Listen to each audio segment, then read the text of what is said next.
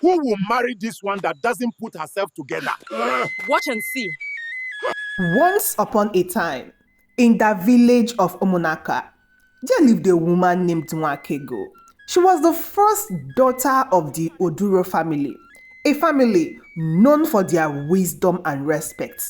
But Nwakaego carried a burden that made her hide from the world. She was very big, not just big, but so big that children pointed when she walked by. Her arms were thick like 3 branches. Her body was wide like a full harvest basket. Every step she took made the ground beneath her feet complain. The village women whispered whenever she passed. "Look at that one," they would say, covering their mouths with their hands. "How can a noble daughter be shaped like a calabash?"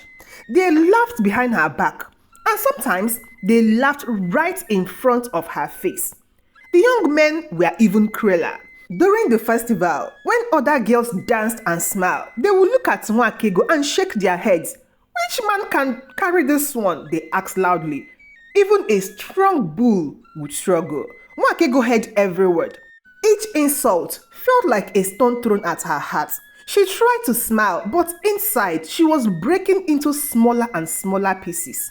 Her mother cried at night, and her father spent all his money visiting herbalists. "Please," they begged, "give us something to help our daughter." The herbalists gave them bitter roots to boil. They gave them leaves to chew. They gave them oils to rub on her skin. Nothing worked. Her parents made her walk long distances every morning. They gave her smaller portions of food. They prayed to the ancestors, but Nwakaego's body stayed the same. It was as if her size was meant to be, no matter what anyone did. One day, Nwakaego stopped trying. She accepted that this was her life. She accepted that no man would ever look at her with love. She accepted that she would live and die without knowing what it felt like to be wanted. But deep inside her heavy body, there was something light and beautiful, something that nobody knew about her, something she kept hidden like a precious secret. Nwakaego could sing. Her voice was sweet like honey. It was soft like morning rain. When she sang, the pain in her heart became words that floated into the air.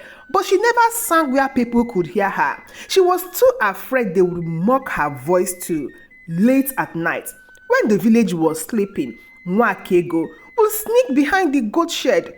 There, under the stars, with only the ghosts as her audience, she would sing. She sang about pain. She sang about hope. She sang about a love she believed would never come. The ghosts would stop eating and listen. The crickets would pause their song. Even the wind seemed to slow down to hear her voice.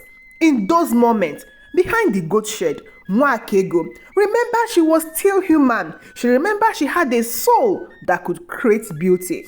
But when morning came, she would return to her silent life. She would lower her eyes when people stare. She would walk quickly past groups of young people. She would eat her meals alone, away from judgmental eyes.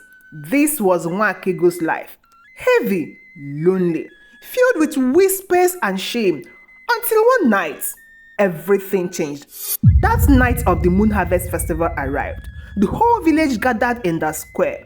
There were dancing, drumming, and laughter everywhere. Palm wine flowed like river water. Roasted meat filled the air with delicious smell. Nwakaego stood at the edge of the celebration. She wore her best clothes, but it could not hide her size. She saw the young women dancing, their bodies moving like graceful birds. She saw the young men choosing partners, their eyes bright with admiration. Nobody looked at her. Nobody asked her to dance. She was just invisible, even though her body was the biggest thing in the square. Her heart grew heavy, heavier than her body. She could not breathe properly. The laughter around her sounded like mockery. The music felt like it was mocking her pain. So she did what she always did. She left. She took her small mat and walked away from the festival. She walked past the last compound. She walked past the farm. She walked until she reached the palm grove, where the tall trees created shadows under the moonlight. There, she spread her mat on the ground. She sat down, and for the first time that night, she could breathe.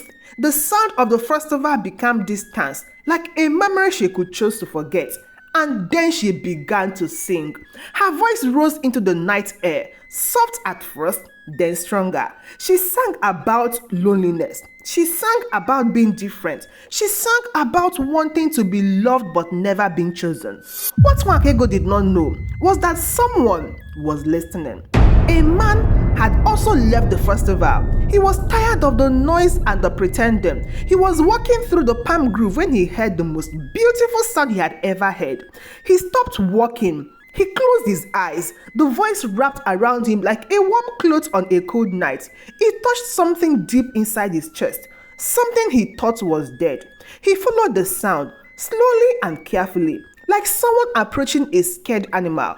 When he reached the clearing, he saw her, a large woman sitting on a mat, her eyes closed, singing to the moon. Her voice was coming from somewhere deep inside her, from a place where pain and beauty lived together.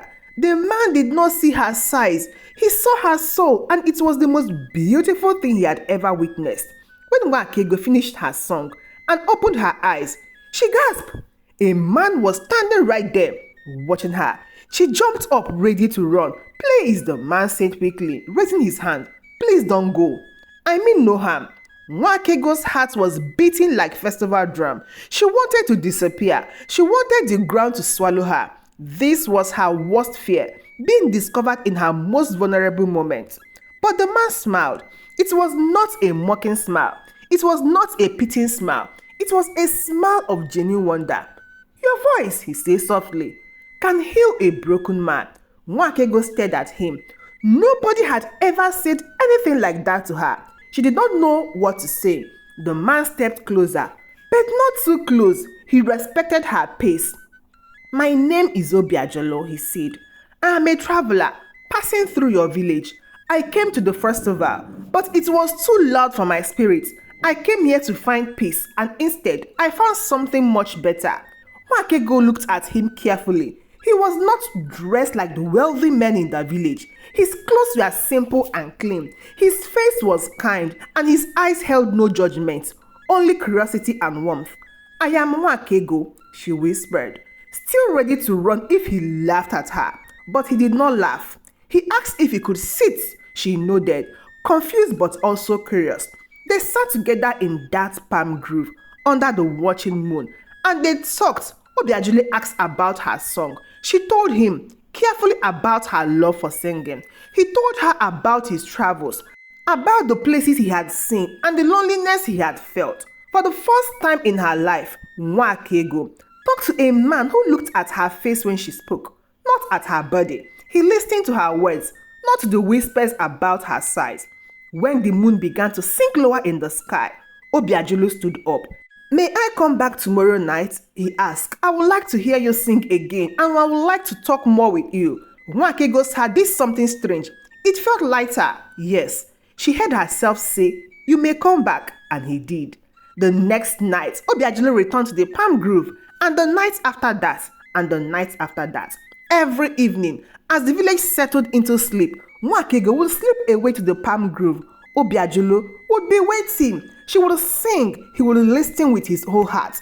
Then they would talk until the stars began to fade. He never once mentioned her size. He never compared her to other women. He spoke to her like she was precious, like she was chosen, like she was enough exactly as she was. Nwakaego began to change. Not her body, but her spirit. She smiled more. She walked with her head a little higher. She stopped caring so much about the whispers because she had someone who saw her through self. Her parents noticed the change. "Our daughter is glowing," her mother said to her father. Something had happened. 1 month passed, then another. The bond between Nwakaego and Obiajulu grew deeper than the village wells. One night, under a full moon that seemed to smile down at them, Obiajulu took Nwakaego's large hand in his gentle one. "Nwakaego," he said, his voice shaking slightly, "I have traveled to many kingdoms. I have seen many things, but I have never met anyone like you. Your spirit is so pure, your heart is beautiful, and your voice carries the wisdom of the ancestors." Nwakego's eyes filled with tears. Nobody had ever spoken to her this way. Obiajulu continued, "If you will have me, I want to build a life with you. I want to wake up every day and know that you are mine and I am yours. Will you marry me?" Nwakego could not speak. Her throat was tight with emotions, and her life, she had believed love would never find her. And here it was, kneeling in front of her, asking to stay forever. "Yes," she whispered through her tears. "Yes, I will marry you." They held each other in that palm grove while the moon blessed their promise. Nwakego believed her suffering was finally over. She believed happiness had chosen her at last. But life, like a river, was about to change direction. Happiness did not last long. A darkness came to the land. First, the rain stopped coming. The crops began to die in the field. The yam harvest was poor. The cassava plants turned brown. Hunger started walking through the village like an unwanted visitor. Then a sickness came, a terrible stomach illness that made people vomit everything they ate. It spread compound to compound like fire through dry grass. The villagers grew thin. Food became scarce, and the illness made it impossible to keep anything down. People ate only small portions of watery soup and soft pap.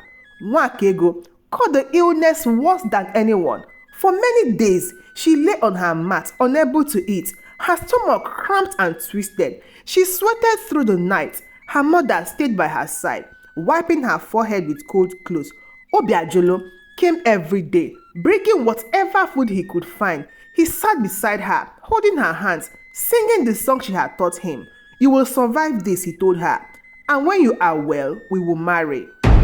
Slowly and very slowly, Nwakego began to recover. The cramping stopped. She could keep down small amounts of food. She could stand without feeling dizzy. But when she finally looked at herself properly, she gasped.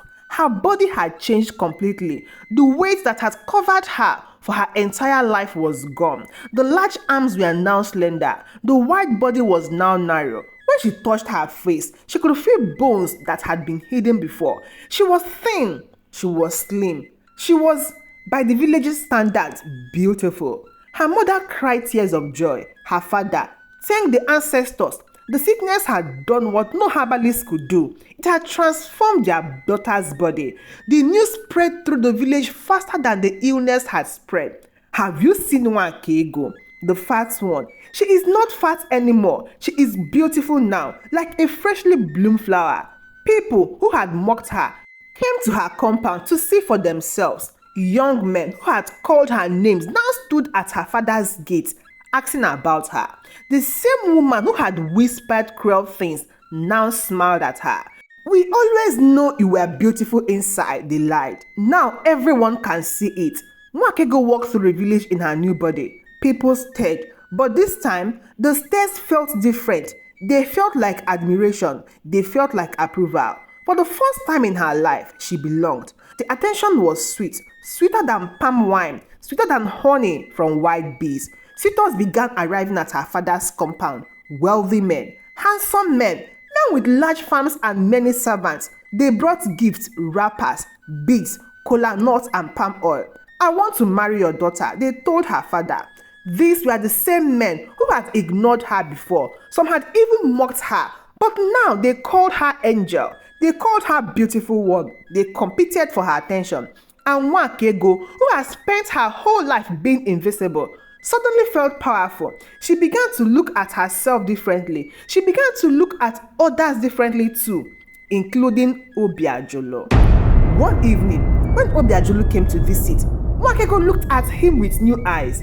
She saw his simple clothes. She saw his rough hand. She saw that he had no servants, no large compound, and no obvious wealth.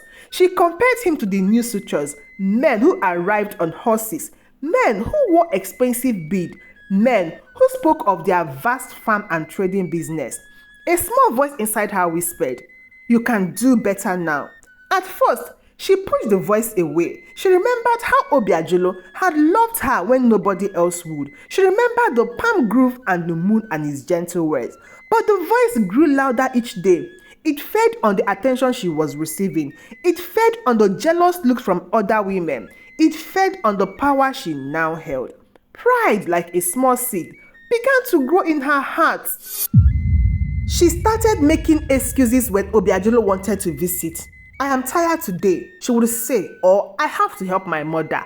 Obiajulu noticed the change. His eyes grew sad, but he said nothing. He waited patiently, hoping she would remember what they had shared. But Nwakaego was changing. The more attention she received, the more she believed she deserved it.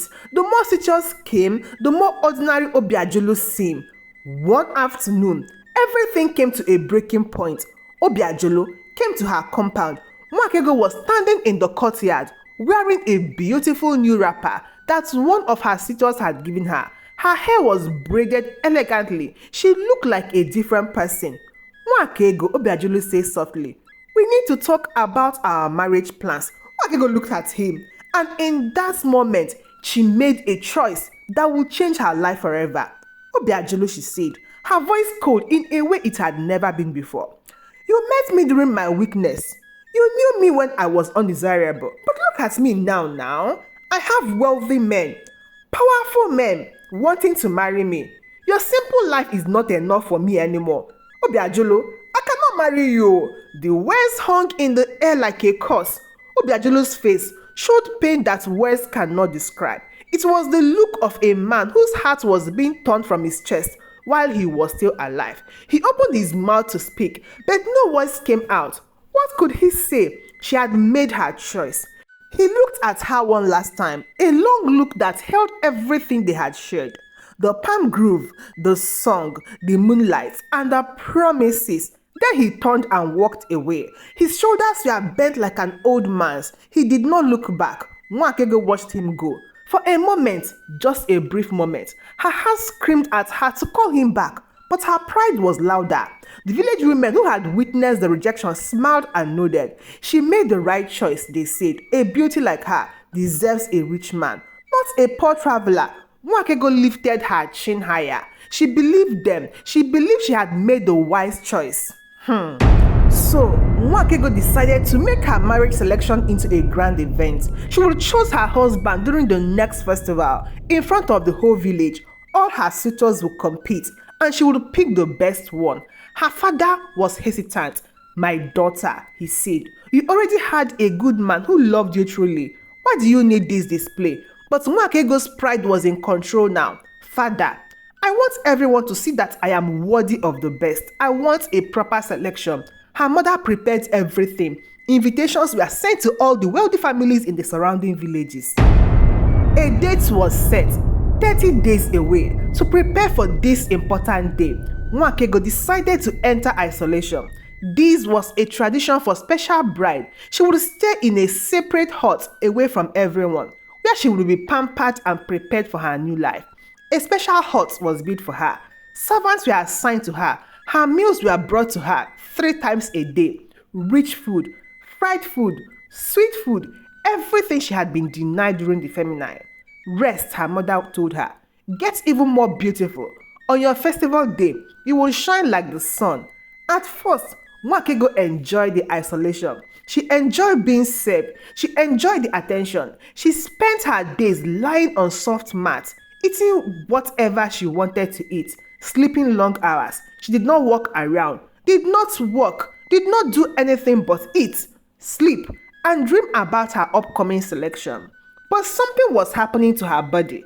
In the quiet of the isolation hut, with nothing to do but eat and rest, old habits returned. Habits from her childhood. Habits she had developed when food was her only comfort. She ate when she was bored. She ate when she was lonely. She ate when she felt anxious about the future. She ate late at night when she could not sleep. The servant brought her more food and she ate it all. Days passed, then weeks. One morning, Nwakaego noticed her wrapper felt tight. She adjusted it and thought nothing of it. A few days later, her arms bead felt snug. She removed them and blamed the metal. Then her face began to feel fuller. Her stomach began to push against her clothes. Panic started to creep into her heart.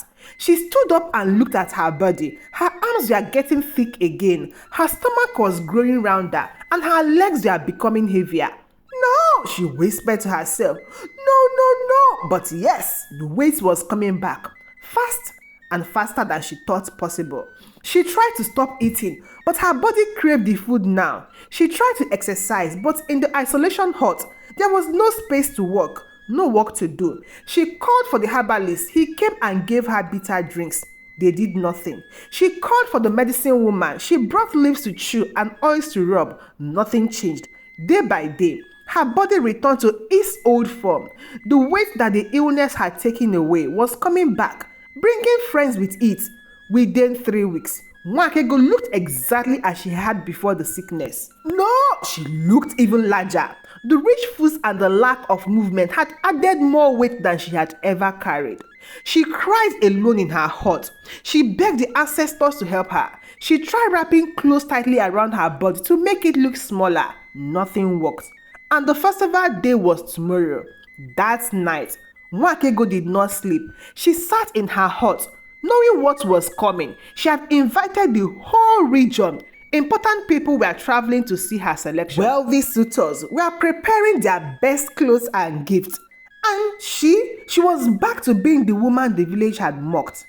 The morning sun rose, showing no mercy. The festival grounds were decorated like never before. Colorful clothes hung from poles. Drummers sat ready with their instruments. Seats were arranged for important guests. Food and palm wine were prepared in huge quantities. People came from every village in the region. They came to see the woman whose beauty had become legendary. They came to see her choose her husband. They came for the story they would tell their grandchildren. The suitors arrived dressed in their finest wrapper. They wore beads that caught the sunlight. They brought gifts that servants carried on their head. Each man was confident he would be chosen. The whole village gathered. Children sat on the ground in front row. Women and men filled every space. Everyone was talking and laughing. I cannot wait to see her. They say she is more beautiful than moonlight. The lucky man who wins her hand. The drums began to beat. The talking stopped. Everyone turned to watch the entrance of the beautiful bride. Nwakaego stood behind the curtain that separated the preparation area from the festival ground. Her hands were shaking. Her heart was pounding so hard she thought everyone could hear it. She wore her most beautiful wrapper, but it could not hide what had happened. She wore beads and anklets, but they could not create the illusion she needed. She wanted to run. She wanted to disappear, but there was nowhere to go. Everyone was waiting. Her mother came behind her. It is time, my daughter. Nwakaego took a deep breath. She stepped through the curtain. The drumming stopped.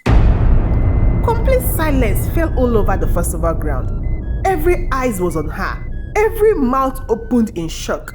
The woman standing before them was not the slim beauty they expected. It was the old Nwakaego, the large Nwakaego, the Nwakaego they used to mock. The whispers started like a small breeze and grew into a storm. Is this a joke? What happened to her? She looks exactly like before. How is this even possible? Did she use magic to trick us? The suitors stared in horror. The men who had called her angel now looked at her with disgust. One by one, they began to stand up and leave. This is not the woman I came to marry, one said loudly. I was deceived, another shouted. They walked away, their servant following with the gifts still on their head. The gifts that were meant for a beautiful bride were carried away from a rejected woman. Nwakaego stood in the center of the festival ground, alone. The drums were silent. The people were staring and whispering. Her parents sat with their heads bowed in shame. The laughter started small, then it grew. Children giggled. Young men laughed openly. Even some women could not hold back their amusement at the dramatic reversal. The calabash tried to become a pot, someone shouted. But a calabash is a calabash, another responded, and more laughter erupted. Nwakaego wanted to die right there. The humiliation was worse than any pain she had ever felt, worse than the years of mockery, worse than the loneliness. Because now, she knew what it felt like to be accepted and then rejected again. And that made the rejection even cut deeper. She turned to run, but her legs would not move. The weight of her body and the weight of her shame kept her frozen. Then from the edge of the crowd, someone moved. A figure walked slowly towards the center. The crowd parted to let him through. Nwakaego looked up, tears streaming down her face. It was Obiajolo.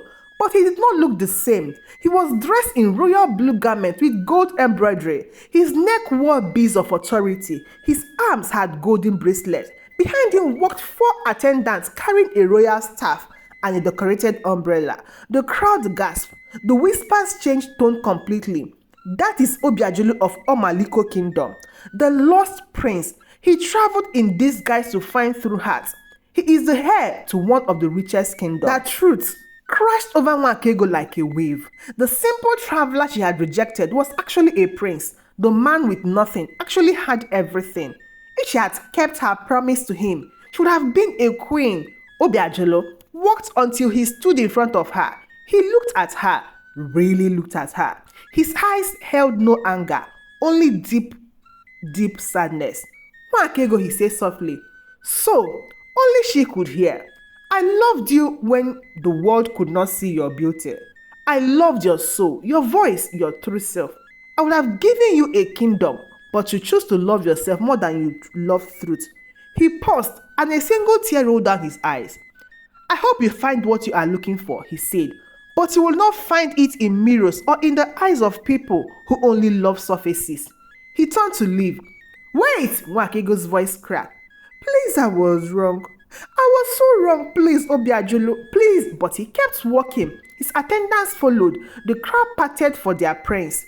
Nwakaego tried to move towards him, but her legs gave way. She fell to her knees in the middle of the festival ground. Please, she whispered, but he was already gone. The festival ended in chaos. People left talking about the dramatic story they had witnessed. The drums were packed away. The food was barely touched. Nwakego's parents took her home. Nobody spoke. What was there to say? The days that followed were dark for Nwakaego. She stayed in her room, not eating, not singing, barely living. The village talked about nothing else. Did you see what happened? She rejected a prince for her own pride. She thought she was too good for genuine love. Her father grew desperate. The family's name had been embarrassed. He needed to restore honor. A man came from 3 villages away. He was not handsome, he was not kind, but he had land and he wanted to connect his land to Nwakego's father's land. I will marry your daughter, he told her father. Not for love, not for beauty, but for the land boundary. Nwakego's father accepted. He had no choice. His daughter needed a husband and no one else would take her now. The marriage happened quickly and quietly. No festival, no drum, no celebration, just a simple ceremony with few witnesses. Nwakaego became a wife, but she was not loved. Her husband spoke to her only when necessary. He did not beat her, but he did not care for her either. She was just there like furniture in his compound. She did her duties. She cooked, she cleaned, she worked in the farm, but her spirit was broken. At night, when her husband was asleep, she would go outside. She would look up at the moon and remember. She remembered the palm grove. She remembered Obiajolo's kind eyes. She remembered how he had listened to her song as if they were precious gifts. And she would sing softly to herself. But now, her songs were different. They were not songs of hope. They were songs of mourning, songs of regret, songs of a woman who had held gold and threw it away for stones that glittered. Years passed, and Nwakaego grew old in that loveless compound. She bore children who looked at her with duty but not affection. She worked hard but found no joy in her work. Sometimes, travelers would come through the village with news from other kingdoms. One day, she heard about the Omaliko kingdom and their beloved prince who had finally married. He married a simple woman, the traveler said, not rich, not extraordinarily beautiful. But she had a kind heart, and the prince says that is all he ever wanted.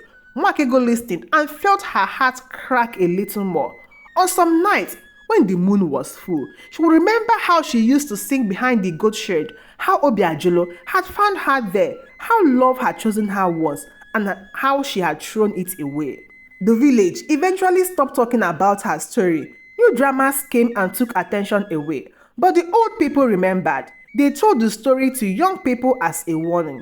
Listening, they would say to proud young girls, "Let me tell you about Nwakaego. Let me tell you what happens when you reject someone who loved you before the world pretended to." And Nwakaego would hear them sometimes telling her story. She would hear her name used as a lesson. She had wanted to be remembered, to be important. She got her wish, but not in the way she had imagined. In the quiet moments of her old age, sitting outside her compound as the sun set, Nwakaego understood the truth she had learned too late. Beauty that comes and goes is not real beauty. Bodies change, sickness comes, weight goes up and down. These things are like seasons. They pass.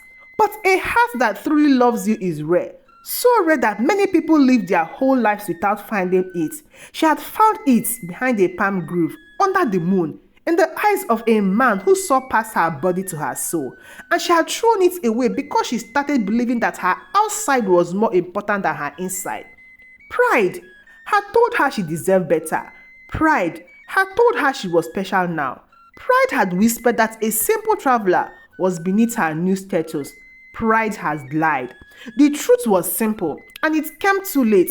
Never despise the one who saw your beauty before the world pretended to. Never reject genuine love for the appearance of love. Never trade substance for surface. If you do, you will spend the rest of your life singing sad songs to an empty moon. And somewhere in a distant kingdom, the one who truly loved you will be happy with someone else.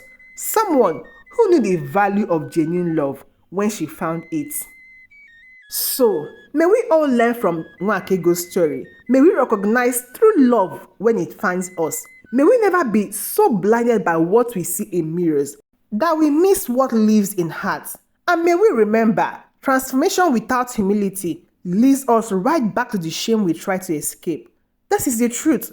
This is the lesson. This is the story the old ones tell when the young ones need to hear wisdom. Remember Nwakaego, and always remember to choose better. Thank you so much for watching, and please don't forget to share this story with your family and your friends who might love to see them. Till I see you again in my next story. Goodbye.